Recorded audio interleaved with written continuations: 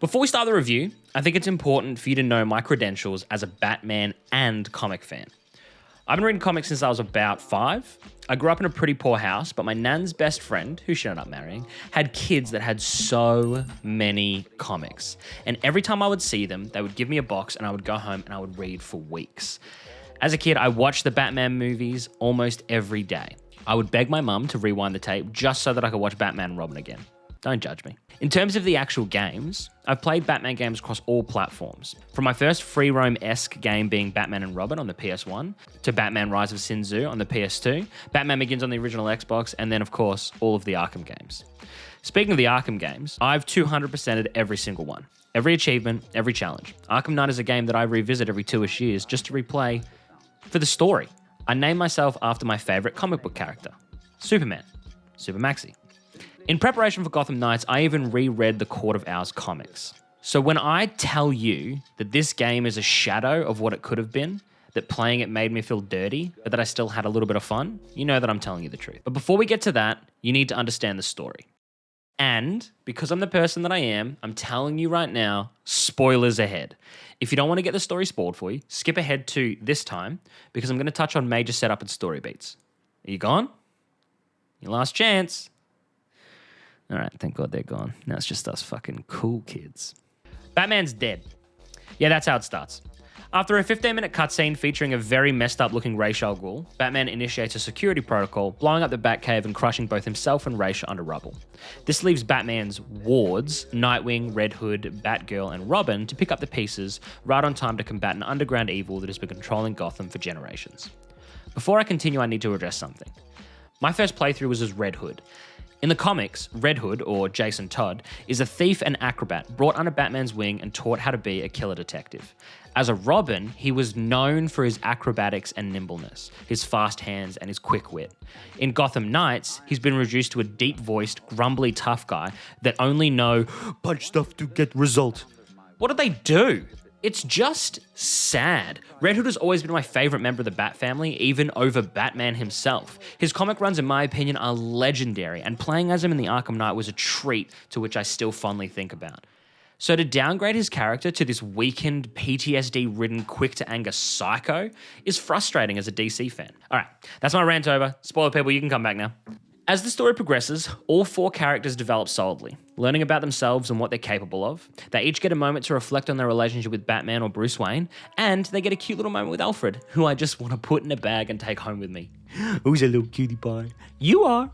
Each playable character has their own reasons and motivations for wanting the Bat family to work, and each hero gets a fair amount of focused screen time, even when you aren't playing as them. Although the story was incredibly predictable and the writing at times was really cringe, I don't think I'll ever get the image of Red Hood playing spooky-themed Just Dance out of my head, I did enjoy it. It propelled the story along, gave me a couple aww moments, and I walked away pretty happy. I pumped 30 hours into the game. I 100% of the main story and played around with New Game Plus. There just isn't enough variation for me to bring myself to play more though. The biggest selling point for playing New Game Plus is that each character can play through the story and they all play slightly differently. As an example, Red Hood is a tank, Nightwing is acrobatic in his combat, and Robin's more designed around stealth, with Batgirl being more about the classic Batman experience. This, coupled with the fact that all their cutscenes have different dialogue, you might think that this might be worthy of a New Game Plus, but in reality, the story goes the same way every single time. Villains say the same things, have the same motivations, and end up in the same place. And I will give Warner Brothers credit, they did try to include a thing where as you level up one character, all the other characters level up alongside them, so that you don't really have to grind. But that just made it so that I wasn't used to certain characters. Do you know how weird it is to start a brand new game with a character you've never touched and they're completely maxed out? It takes you ages to wrap your head around all the different unique things that you can do, rather than building up to it like normal. I'll also add that giving me different responses is not gameplay variation. It's just an illusion of difference that doesn't bring value to the game for me. I got enough for ruining girls' night? I'm not the one who brought bombs, Harley.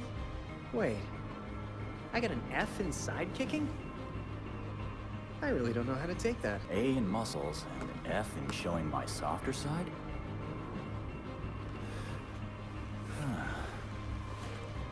Figures. She gave me an F for gluteability? And that's a helpful note to do more squats? The world itself fits the Gotham aesthetic. Characters are vivid and detailed, environments are filled with Easter eggs, and every building seems to have a reason for being there. Some missions will alter the way sections of the city look or feel. As an example, when Mr. Freeze sets up a big cannon that can turn Gotham into his own personal ski resort, it begins to snow. Thunder cracks and lightning strikes the streets, while a giant mountain of ice rises up from Gotham PD, giving you a pretty easy marker to follow. I wish I could say that things like this happened a lot, but they just didn't. It definitely came across as this was the E3/showcase mission, so we made it extra cool. The rest of the game environments were just a little lackluster. And I know that for a fact because here's some footage of the actual E3/showcase mission, which is the Mr. Freeze mission that I'm talking about. I was let down when I noticed that a lot of the interior environments just felt like the same room copy and pasted. There was nothing unique that made me realize I was playing in Gotham City. In fact, when playing as someone like Red Hood in an outfit that didn't look like a classic Red Hood, I didn't even feel like I was playing a DC game. It felt more like a slow Just Cause. Crime Alley doesn't even get any tender love and care. Kind of a staple area of Gotham City to just miss out on. They didn't even give it a slight reference, but it is what it is. The gameplay, performance, and online capabilities are where this game falls apart. I just crashed. Oh my god, dude, you're doing that fucking TikTok Running Man dance. Oh no. I think of you. Starting with performance, I played the game on PC on a 2080 Ti with an Intel Core 9. My settings were set to mid-range across the board with no frame rate cap. And when playing in missions, my game sat around 120, 130 FPS. It felt smooth and it looked good. But when roaming around the city, my game felt like it was drowning. You would think that every time I entered the city, I started smothering my PC with a pillow, telling it that it was all okay and just to let go. The frame rate slogged. In articles before release, Warner Bros. Montreal had publicly said that the game will be locked at 30 FPS. I barely got there in free roam, especially in co-op. I sat at 20 to 25 FPS for a majority of the time. The game would have been way better if the frame rate was steady, around 60 to 100 in all scenarios, but WB have made no announcement towards a fix, so. I played the main story mostly in co-op with a partner, and let me tell you, there were some satisfying moments. Oh yeah, dude. Together. Here you go. Ready.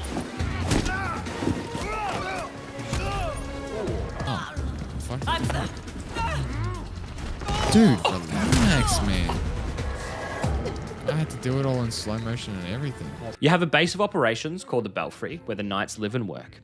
Here you'll choose who you play as, select the gear you want to use, customize the look of both yourself and your little bat bike, and start your next mission. I want you to take a quick second now and think back to the original Assassin's Creed, if you're old enough. There are 3 types of missions that you do to get intel: pickpocketing, eavesdropping, and fighting. Intel gives you a target, you go kill the target, rinse and repeat. Once your target is killed, go home to get upgrades. It was something people said was the worst part of the game. It was too repetitive, it was too slow, it got boring. Gotham Knights has this structure with a lot of its side missions. You go out into the city, find criminals doing naughty stuff, stealing cars, mugging people, making anti-Semitic comments on Twitter. Real scumbag stuff. You beat them up until one guy remains. Then, you step on his neck and demand answers, to which he'll tell you about how there's a slightly bigger crime going on 2 blocks away. Go stop that carjacking, bank robbery, or group of hackers, not on my watch, incel, and congratulations, you've got some experience and maybe some gear. But what does that gear actually give you? Well, not a lot.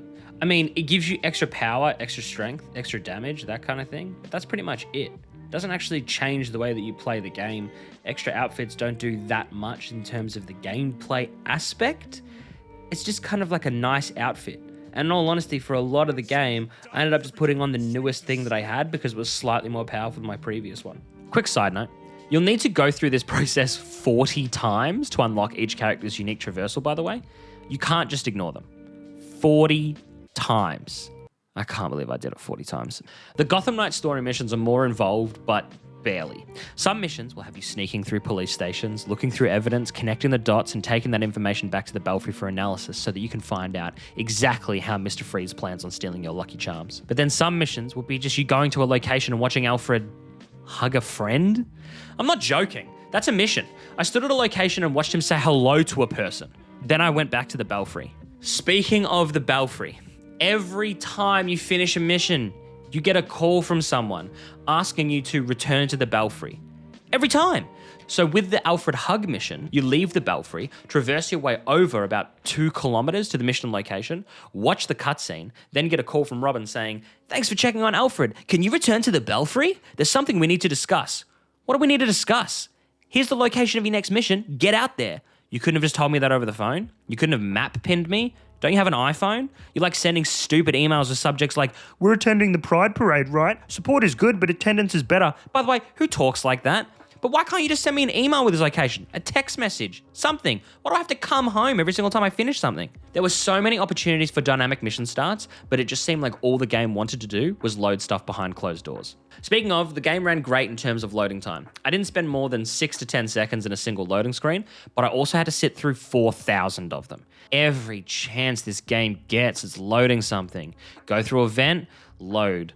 Go through a door, stuck on loading. Sneak through a crack, locked me in a slow animation. It just got frustrating after a while. There was even a point where I walked through a door, got stuck watching the animation of my character softly kicking the door open and then walking through before I gained control, only to see a small hallway and another door that I had to walk through.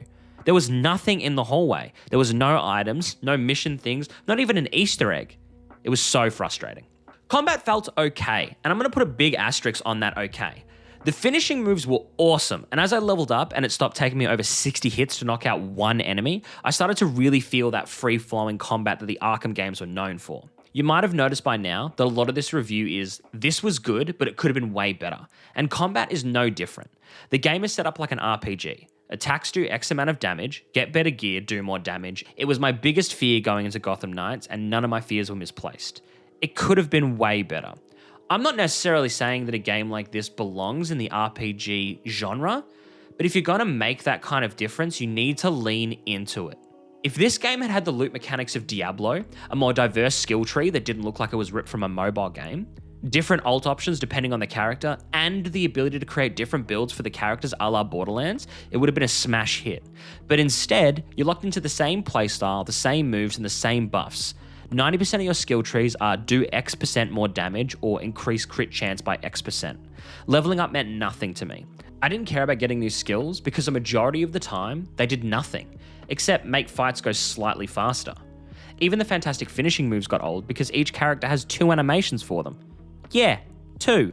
That's 2 stealth animations, 2 ambush takedowns, 2 finishes, and 2 co-op finishes. It was awesome seeing them for the first time, and I was genuinely impressed. Hats off to the team behind the animations. But after my 5th fight, I started glazing over whenever they happened.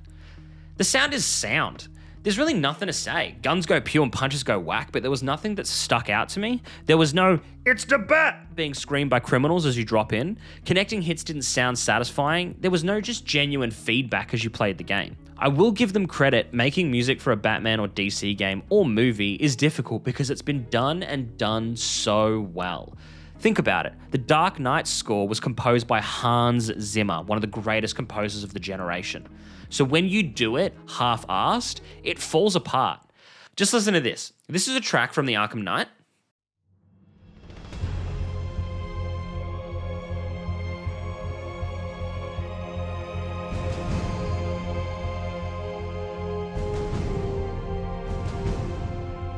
And this is a track from Gotham Knights.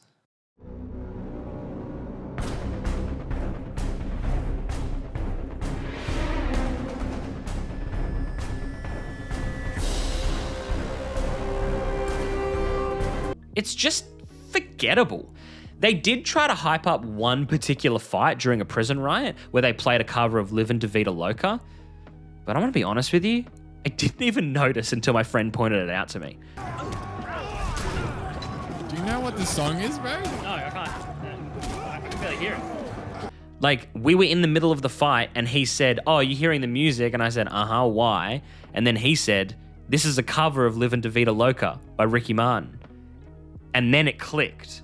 Like, I didn't notice it. There was no build-up. It just kind of happened. It just came across as a desperate attempt, but it was characterless. The voice acting is as good as it could have been because the writing is really cringy and awkward. If you compare the big reveal in Arkham Knight to the big reveal in Gotham Knights, you can immediately see how hard this game falls flat. All the characters' dialogue really disappointed me.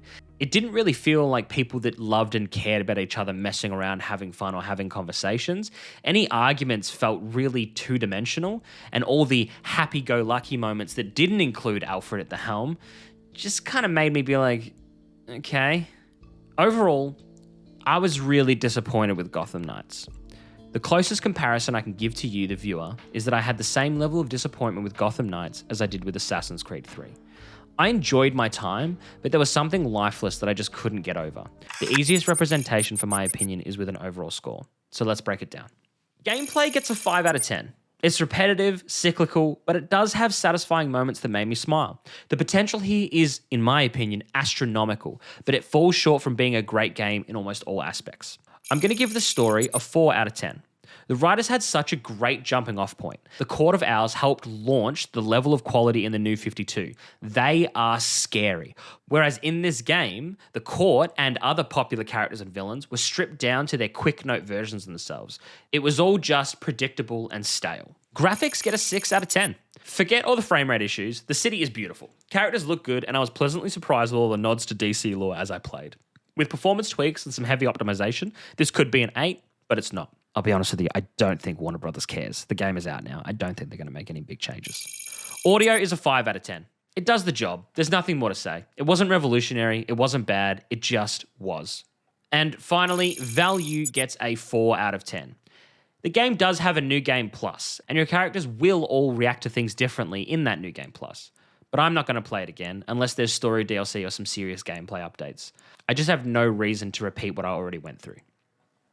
Overall, I'm giving Gotham Knights a 5 out of 10. It's just mid. That's the best way to describe it. It is definitely one of the games of all time. It does have one of the strongest platforms in existence to work off. There are characters with interesting stories and a world full of villains with unique motivations. But in this game, none of it lands. It's like an episode of Scrubs in Season 9. I've seen this be done well, and this wasn't it. And with that, my review of Gotham Knights comes to an end. Thank you so much to everyone for watching, and a big thank you to all of you for your kind words in my last review. Your feedback was great, and I hope you enjoyed this one. If you did, make sure you like the video and be sure to subscribe.